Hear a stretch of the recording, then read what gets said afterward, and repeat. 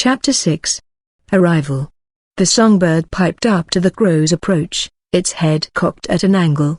The smaller bird blocked the path of the crow to its nest, chirping in futility to the crow's advance on the gnarled branch. With a wild flapping of wings, the crow struck the songbird, embedding its beak into its breast for a mortal wound. The songbird fell, spiraling down to the forest floor, a chunk of flesh torn out from its side. The crow continued its path to its prize, vicious black eyes greedily taking in the sight of the songbird's clutch of nestlings who cried out helplessly. Overhead two shapes flew past the trees, a blur of motion to anyone watching from below. Therese wore a black leather hood with a mask stitched along that covered the lower half of her face, her equally dark cloak fluttering violently behind her as she sped behind Queen Lissa, who was garbed in similar fashion. Therese only saw her bright red cape which billowed behind, covering Lissa from view. They had left in the morning without eating a meal. After all, flying was a freeing yet disorienting affair, so the Queen said. Trees around 50 feet high sprouted from the outskirts of the heartlands, a forest only a few centuries old in its infancy. Therese had advised against journeying through here, home to rebels and perhaps even insurrectionist mages. That is precisely why we have to take this route. Let the rats scurry below, thinking they're safe. I won't journey all the way to the capital without a damned good reason.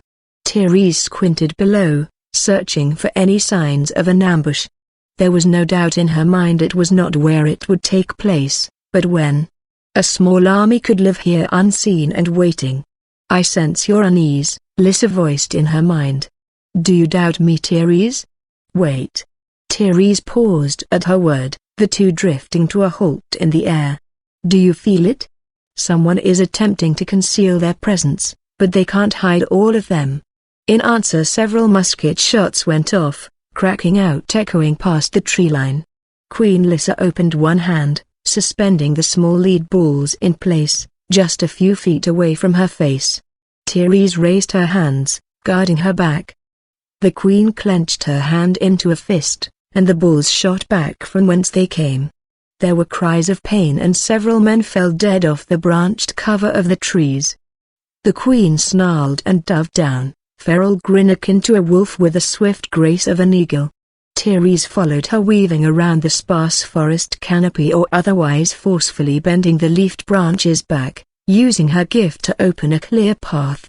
A circle of daggers concealed within her bodice quickly formed, spinning behind her, a lethal halo that flew to stab at the remaining men's backs attempting to flee. They wore brown or dark green clothing, even having painted their faces dark green to match with the forest shrubbery. The Queen chose to finish off the men with her saber, preferring close quarters over Therese's long-ranged attacks. She flew from branch to branch, only pausing to thrust or slash at the retreating men. Prime and hold! Roared a man who loomed over behind a loose line of men frantically trying to reload their muskets. The Queen slew a man running past and walked slowly towards them, dark blood dripping down from her saber. She raised her hand at the men, and tilted her head, curious at the absent effect. A man and a woman stepped out from behind the cover of the trees to surround Therese. The man was bearded, his hair like thin straw in braided knots. He wielded two axes which he scraped together menacingly, sparks flying off the blades. The woman wore a hooded cloak as Therese, a dingy green in color, hiding whatever weapons she carried from sight. They wore the garb of Highlanders, long checkered kilts with brown leather garments sewn to their olive green clothing. Therese watched them, her halo of daggers suspended behind her. She drew her katana from her back, waiting for them to attack. Leave the giant to me. Hold off the other two, the Queen's voice rang in her thoughts. Fire! Their leader commanded. A cloud of smoke rose up as the muskets went off, followed by dying men's screams shortly after. At the musket fire the two charged at Therese. The woman unleashed a flurry of small throwing knives that flew out from the cover of her cloak. Her daggers deflected them away, only for the blades to act with a mind of their own, striking and parrying each other, knife against dagger. The man howled with fury and swung madly at Therese, who dodged and ducked behind the wall of blades that flew and twisted against the other. The woman's throwing knives repeatedly arced out only to be struck by the daggers, protecting Therese from their path. With a wave of the woman's hand, the blades dropped to the ground, wobbling and shaking as if they were attempting to rise back up. The woman threw off her cloak to reveal a leather vest covered with a dozen or so scabbards, now empty. Her hair was auburn in color, tied in a tight ball behind. Twin brilliant jade-green eyes stared at Therese, seeking vengeance for her fallen comrades. She produced two long knives sheathed at her back that curved outward and circled behind her. The man in front. The man's body coursed with power, amber light running out from his body, revealing the veins and vessels from his limbs and his temples to lastly his eyes, which glowed a dangerous aura. Therese kept her sight on the man and set herself in a squared stance, left foot forward, right leg back. She would have to rely on her voice to signal when the woman would attack. The man stepped forward and dashed with supernatural speed, where Therese's eyes in turn lit up with power. She parried the first attacks and ducked under the second, kicking the woman swiftly back with her rear leg at the same time.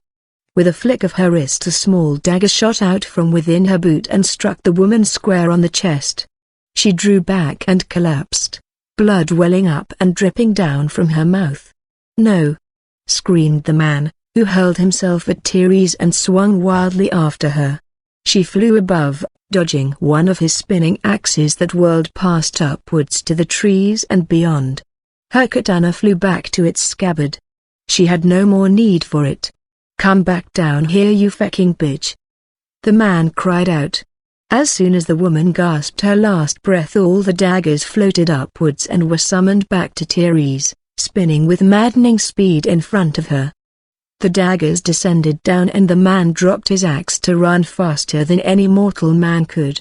He could not escape the whirlwind of blades, however, which in its blinding speed cut his body horizontally in two by his belly, splatters of blood spurting up while guts flew out in several directions. Therese landed down on the ground and rolled forward to lessen the impact.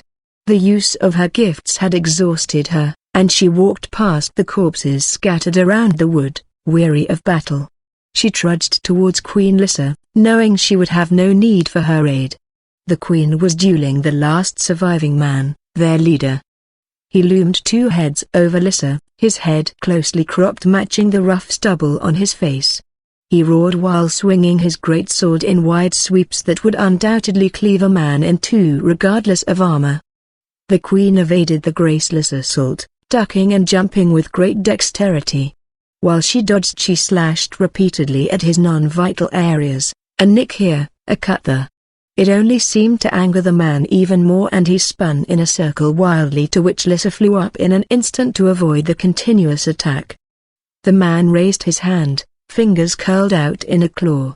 The force of his gift sent the surrounding bodies flying back. The queen strode forward and momentarily froze mid-step before advancing, the irises of her eyes glowing with golden light. She had a newfound grin on her face before closing the distance of several feet in a second and began her attack in earnest. The man answered with his own power, yellow-orange light flaring out from his body reaching his eyes. His attacks increased in speed, his sword moving like its weight was lightened to a stick. His blows seemed to cut through even the air, creating shockwaves that caused the leaves from the trees above to shake and fall. They became a whirling dance of blades that was a blur to mortal eyes. Therese watched them, in awe of the queen's swiftness, which clearly surpassed the man's. She dodged every attack he made and continued her tirade of cuts, her red cape seeming to float, held up by the speed of her movements. Cut after cut, the man began to slow and faltered, the light fading from his eyes.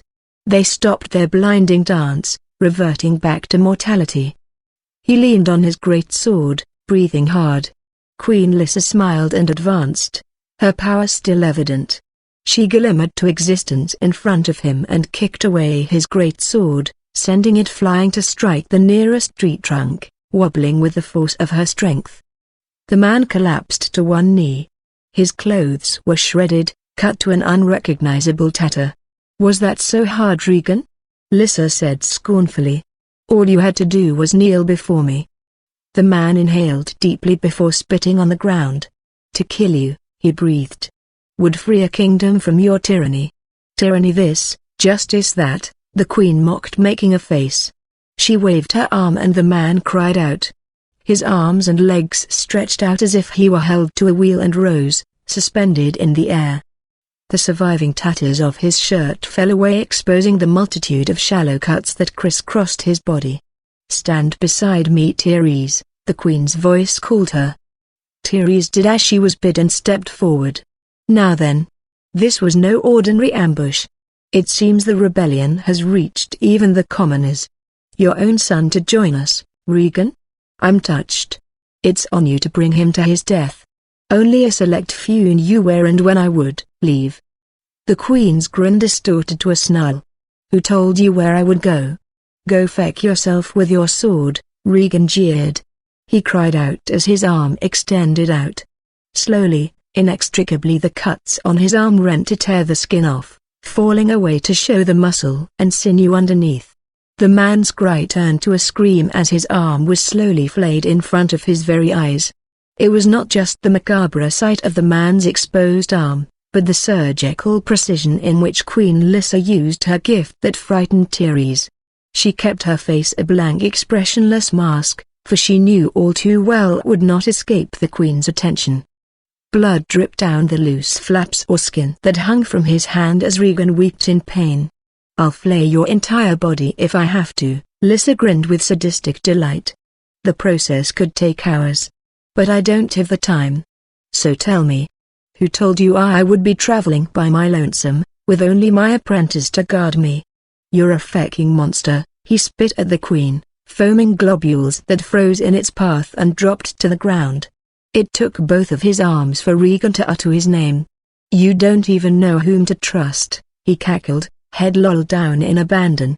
"You're dead." Lissa tilted her head, the slightest smirk on her face. The man's hoarse laughter turned to shrieking screams as the queen continued her work. Throughout it all Therese watched, unflinching. It took an hour for her to finish and they donned their hoods to carry on their journey. "You knew it was Roth that planned this ambush, wasn't it, my queen?" Therese voiced to Lissa. "Why not just finish him off and save us time?" "Of course. But where is the fun in that?" They reached the Rainier Highlands, sweeping grasslands that bordered on the fringes of Raoul. Grey craggy hills interrupted the swathes of greens and yellows that covered the landscape. Hamlets less than a dozen stone buildings also occasionally dotted the land, people walking obliviously below. They arrived at dusk, only one sun partially visible spreading a weak orange horizon. The kingdom of Raoul consisted mostly of grassland that sloped steadily down to the elder forest, which stood so tall you could see the giant trees peeking out to the dark indigo sky. The city of Raoul was a veritable fortress.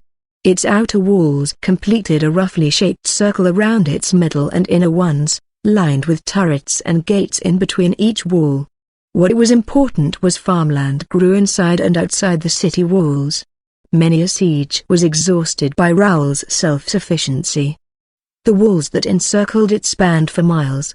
Whereas the capital was crammed with buildings of wood and stone, Raoul was a collection of rural-looking towns that resembled an earlier era, rebuilt again and again after each war. As a result, its people were hardy, having endured and adapted to the constant strife. Beyond Raoul's borders grew a younger wood roughly 30 feet high that looked like saplings to the elder forest. A stone wall constructed shortly after the era of King Selden was the only thing standing in the way of the encroaching woods, spanning as far as the mortal eye could see and more. You could only view the forest canopy past the wall, a leafy sea of green that spanned to the monstrous trees growing over the sunken terrain. Lastly came the elder tree, striking the horizon. It was so vast its branches spread out past the clouds, its outline bathed in the orange sunset. There it stood, a mountain of wood and leaf the same size as any normal trees. The sheer density of its leaves looked like smaller woods in their own right that grew over its forked branches, connecting with each other as it fanned outwards. grotesquely big, is it not?" The Queen remarked. "I wonder how we would go about trying to burn the damned thing. It would be a war against the very embodiment of nature, my Queen. Is it not humankind's nature to make anything submit to its whims? You cannot war with nature. It would be to war with one's self. A philosophy you learned in the imperial court? My master once told me I was a scorpion. He said it was in my nature to strike even its master. And you did. Though it does not make you a scorpion. A tree is a tree, a human is a human. And that tree, however big it is, will burn. Not because I need it to, but because I'd simply like it to. Life's simpler that way. I found that out when I was younger than even you. Enjoy the little pleasures it brings." They passed Raoul's walls unmolested and paused mid-flight to meet with a party of 8 mages who flew to greet them. One of the mages took off his hood, revealing Roth's angled face. "My Queen, it is a pleasure to see you so soon." Queen Listen unhooked her mask and smiled dazzlingly, which held no visible effect on Roth. "Yes, well, there were no disruptions in our journey. I have no doubt the addition of your honor guard would have only slowed us down." Roth smiled thinly in reply. "Now that we are all here, we may as well begin. Let them see what they have wrought, the natives, and cower before our ire." Therese and Queen Lissa followed Roth and his escort a short flight away to the wall that bordered the forest beyond. Numerous lines of tents were already encamped behind, sentries standing above the crumbling parapets of the ancient wall. Wagons of supplies and tools lay grouped together, waiting for use. Soldiers gazed up in wonder at their approach, some even bowing with reverence. They descended upon a white tent twice as large as the others, the royal pavilion. Roth waved away the covers of its entrance, to which they entered in single file, his entourage of 7 standing guard in a line just outside. Inside was a long table occupied by a man that stood fidgeting anxiously. A lone lamp glowed dimly in the confines of the tent, illuminating the man with orange light. The man's shadow strayed to the side, a watchful wraith. His graying black facial hair made up of mutton chops and curling moustache indicated his mortal nature, his certain receding hairline covered by a feather-plumed mushroom-shaped burgundy hat. A straight broad nose accompanied by sunken gray eyes were the distinct features of his face. He bowed low, holding onto his ridiculous hat so it would not fall. "Crown Steward Roth, Queen Lissa, it is an honor to serve you. General Martin." "Do the men stand ready to torch the sapling forest?" The general nodded at Roth's words. "We are ready and able, Commander." Lissa interrupted them. She faced General Martin and said, "I am now the acting commander. Order your men to begin. Now leave us." The Queen flicked her hand away, to which the general saluted and hurriedly walked out. She turned, head tilted to Roth. "Funny how your men are commanding my army. As if you intended to from the very beginning?" Roth bowed his head, knowing to retreat before inevitable defeat. "I merely acted as commander in your absence, my Queen." "Yes, well, now you can go back to counseling the Crown Prince, where you belong. That reminds me, the circumstances of his father's death remain a mystery. Just how did the natives kill one of the mightiest mages in the Empire? And it was you who discovered the body, was it not?" "He was poisoned," Roth said, frowning. "Still, to drink something from the natives? Our king was stubborn in the old ways, but he was not naive. No, it must have come from someone he trusted." Roth strode out from the tent, green eyes cold with malice. "Is it wise to goad him, my Queen?" Therese voiced. "Emotions left unchecked may fester into terrible things that reveal our true nature, but most importantly make us sloppy. He may hide behind the prince's protection, but not for long. His last mistake was his first move." The Queen smiled. "Now then, let's get on with the show. It's not every day you see an entire forest burn." The fire had spread quickly, trees at the forefront wreathed in brilliant flames that scorched out the darkness. The saplings cracked and fell as the bark withered and burned. The Queen stood atop the parapets, a faint smirk forming from the corner of her lips. Therese watched, the bright orange inferno reflecting off the dark orbs of her eyes.